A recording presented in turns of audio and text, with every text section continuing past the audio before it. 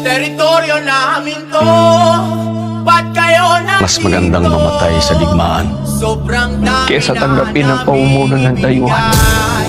Teritoryo kung namin panaginip to, lamang ang umasa sa ba't kayo pag-unlad. nandito?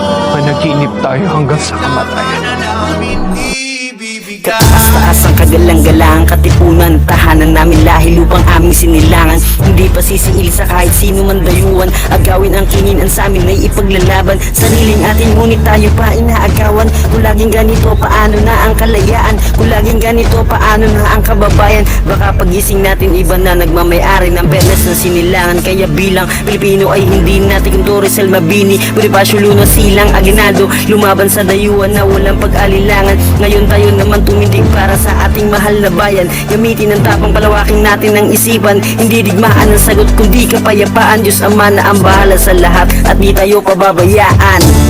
Teritoryo namin to, ba't kayo nandito? Ang tunay na pag-unlad ng bayan ay nakabatay sa kalayaan at pagsasarili.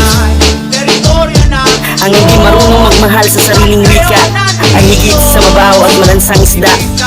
Negosyo o kalayaan, bayan o sarili, pumili ka. kayo nandito.